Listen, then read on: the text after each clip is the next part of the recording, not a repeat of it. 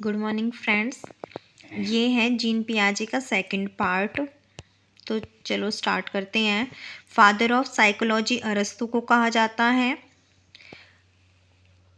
Real father of psychology किसको कहा जाता है? वुंट को कहा जाता है, क्योंकि उन्होंने लेबोरेटरी लगाई थी ना। Father of child psychology Jean पियाजे को कहा जाता है। और father of educational psychology Thorndike को कहा जाता है। तो यहाँ हमारा मेन पर्पज क्या है? जीन पियाजे को पढ़ना। तो फादर ऑफ चाइल्ड साइकोलॉजी किसको कहते हैं? जीन पियाजे को। जीन पियाजे की 2 अवस्थाएं हमने पढ़ ली थी और इसके तीसरे चरण में थे हम मूर्त संक्रियात्मक अवस्था या कंक्रीट ऑपरेशनल स्टेज, जिसकी आयु होती है 7 से 11 वर्ष। इसमें जो बच्चा है ना, वो तार्किक चिंतन प्रारंभ कर देता है, प्रारंभ कर रहा है, वो शुरू कर रहा है तार्किक चिंतन। पूरी तरह से वो परिपक्व नहीं होता, स्टार्ट करता है शुरू में। तार्किक चिंतन प्रारंभ कर देता है। चिंतन ठोस चीज़ों के लिए होता है, यानी उसके सामने कोई वस्तु है वो उस पर चिंतन कर सकता है। और उत्कर्मणीयता यानी रिवर्जिबिलिटी स्टेज, पलटावी अवस्था होती है इसमें। वो जान जाता है कि जो चीज़ें हैं वो कैसी हैं। मतलब जैसे कि अगर 6 में 2 जोड़ दें तो 8 बन जाएंगे, तो 8 में से 2 घटाएंगे तो 6 भी मिल जाएगी, यानी वो रिवर्जिबिलिटी, उसके अंदर रिवर्जिबिलिटी का गुण आ जाता है। चीज़ों की तुलना करना वो सीख जाता है। उसके अंदर क्रमबद्धता विकसित हो जाती है। ठीक है, क्रमबद्धता का मतलब चीज़ों को वो बढ़ते क्रम में लगा सकता है, घटते क्रम में लगा सकता है, सीक्वेंस में लगा सकता है। तो सीक्वेंशियल या understand ascending and descending orders. और वो क्लासिफिकेशन यानी वर्गीकरण भी सीख जाता है। अब इसमें जो 3 मुख्य क्वालिटीज हैं इसकी स्टेज की, वो कौन कौन सी है? क्या? संरक्षण कंजर्वेशन, संबंधिता रिलेशन, और उत्कर्मणीयता रिवर्जिबिलिटी। ये तीनों ध्यान रखने हैं CRR। तो इस स्टेज की 3 महत्वपूर्ण सबसे क्वालिटी कौन कौन सी हैं? कंजर्वेशन, रिलेशन और रिवर्जिबिलिटी। कंजर्वेशन देखिए, जैसे ये एक बर्तन है, इसमें वाटर है। अब ये दूसरा बर्तन है, इस वाटर को हमने इसमें डाल दिया तो इसका लेवल चेंज होकर यहाँ आ गया।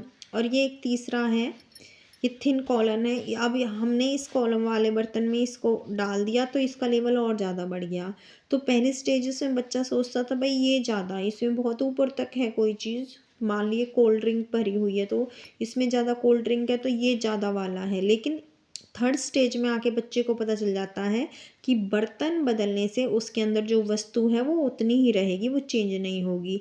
तो इसको कहते हैं संरक्षण का नियम, कंजर्वेशन। तो ये कंजर्वेशन की जो स्टेज है ये कौन सी होती है? थर्ड होती है, कंक्रीट ऑपरेशनल स्टेज। फिर उसके बाद आती है औपचारिक संक्रियात्मक अवस्था या अमूर्त संक्रियात्मक अवस्था। इसको फॉर्मल ऑपरेशन स्टेज और एब्स्ट्रैक्ट ऑपरेशन स्टेज भी कहते हैं। इसकी आयु होती है 11 से 15 वर्ष। कभी अगर ऑप्शन में 11 से ऊपर लिखा हो और 11 से 15 ना हो तो 11 से ऊपर भी हम टिक कर सकते हैं। लेकिन अगर 11 से 15 वर्ष है तो लिखित में यही आयु दी थी किसने? जीन पियाजे ने। तो फर्स्ट प्रायोरिटी इसको देनी है। इसके अंदर जो तार्किक चिंतन है, क्योंकि वो शुरू हो गया था थर्ड स्टेज में, तो इसमें विकसित हो जाता है, पूरी तरह डेवलप्ड हो जाता है। तो तार्किक चिंतन विकसित हो जाता है और जो अमूर्त चिंतन होता है वो प्रारंभ हो जाता है। यानी कि अगर कोई चीज़ उसके सामने नहीं है वो उसके ऊपर भी चिंतन कर सकता है, यानी अमूर्त चिंतन प्रारंभ हो जाता है। यानी अब नेक्स्ट है, ये क्वेश्चन आया हुआ था कि उद्दीपक की अनुपस्थिति में जो चिंतन किया जाता है वह जीन पियाजे की किस अवस्था में होता है?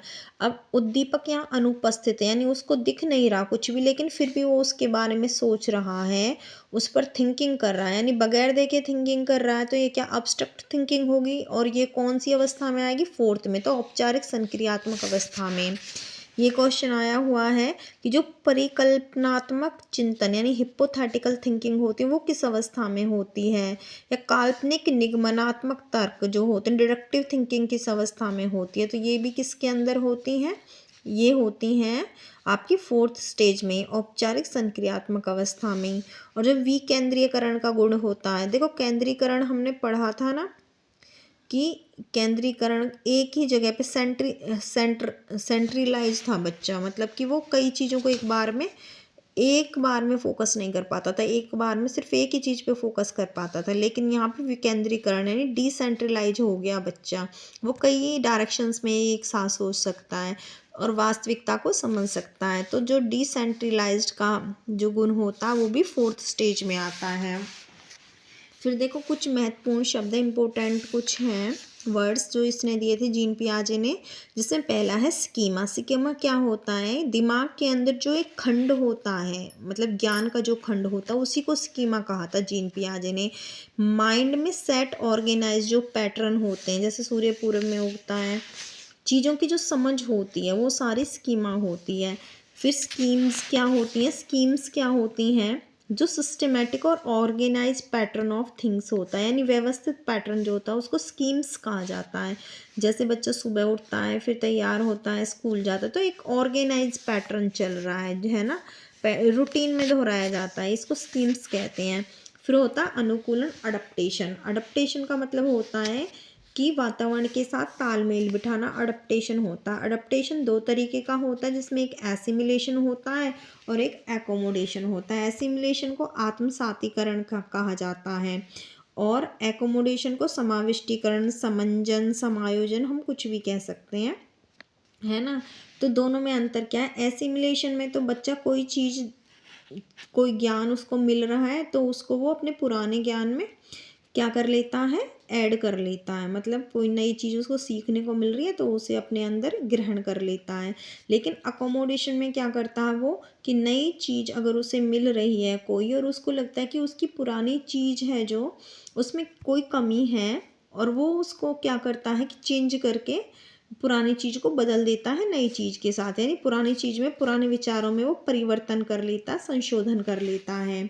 तो एसिमिलेशन में वो ग्रहण करता है और रोज़ कुछ नया सीखता है, ग्रहण करता है, लेकिन अकोमोडेशन में अपने विचारों को परिवर्तित करता है, उनको संशोधित करता है, नया सीखकर पुराने ज्ञान में परिवर्तित करता है, संशोधन करता है। तो ये क्या थे हमारे एसिमिलेशन और अकोमोडेशन में अंतर था। फिर आता है संतुलन या साम्य धारण, जिसको इक्विलिब्रेशन कहते हैं। ये क्या होता है? ये होता है एसिमिलेशन और अकोमोडेशन के बीच में संतुलन स्थापित करना, इक्विलिब्रेशन होता है। अब देखो ये क्वेश्चन है, जैसे ABCD है, B ग्रेटर देन C है, C ग्रेटर देन D है और D ग्रेटर देन A है। तो सबसे बड़ा कौन है ना? तो A से बड़ा D है, D से बड़ा C है और C से बड़ा B है, तो B सबसे बड़ा हो गया। तो इस क्वेश्चन का जो बच्चा है ना वो 3rd स्टेज में भी दे सकता है, यानी 11 साल तक का बच्चा इस क्वेश्चन का आंसर दे सकता है। लेकिन अगर क्वेश्चन माना, जैसे कहते हैं ना, अज्यूम कर लें हम, माना सीता गीता से बड़ी है, वो उससे बड़ा, वो उससे बड़ा है, तो इमेजिनेशन के जो क्वेश्चन होते हैं, अमूर्त सोच का जवाब जो बच्चा है वो 3rd स्टेज में नहीं दे पाता, वो किस में देता है? 11 वर्ष के बाद, यानी 4th स्टेज में देता है। अब जो चाइल्डहुड वाली बातें होती हैं ना, जैसे ग्रुप बना करके खेलना, ऐसी जो बातें होती हैं वो जीन पियाजे की 2nd स्टेज में आती हैं। तो चाइल्डहुड वाली बातें जीन पियाजे के अनुसार 2nd स्टेज में आती हैं, जैसे ग्रुप बनाकर खेलना। सेंट्रलाइजेशन जो होता है, सेंट्रिसिज्म, ये 2nd स्टेज में होता है। बच्चा एक ही चीज़ पे फोकस कर पाता है, बच्चे के द्वारा एक ही चीज़ पर अटेंशन देना। पियाजे के अनुसार बच्चे में अहम केंद्रितता 2nd स्टेज में होती है। फिर है सिंबॉलिक थॉट्स या सिंबल्स की पहचान किस में आती है? 2nd स्टेज में। प्रतीकात्मक विचार, ये बिल्कुल श्योर है। सिंबॉलिक थॉट्स कहीं 4th में लिखा हो तो उसको आप टिक मत करना। सिंबॉलिक थॉट्स किस में होती है? 2nd स्टेज में आती है, ठीक है। प्रतीकात्मक विचार 2nd स्टेज में आते हैं। फिर तार्किक विकसित चिंतन, जो तार्किक चिंतन विकसित पूरी तरह, मतलब तार्किक विकसित हो चुका है तार्किक चिंतन, तो वो कौन से स्टेज में विकसित हो जाता है? 4th स्टेज में। और ये अमूर्त है। अमूर्त जो चिंतन है वो भी 4th स्टेज में ही हो जाता है विकसित। फिर है pre operation stage कॉन्साइड with early childhood, की जो प्री ऑपरेशन स्टेज है वो किसके साथ? अर्ली चाइल्डहुड के साथ क्या करती है? कॉन्साइड करती है। तो ये जीन पियाजे के हमारे सारे क्वेश्चंस हो गए। आई होप आपको बहुत हेल्प मिलेगी। Thanks for watching.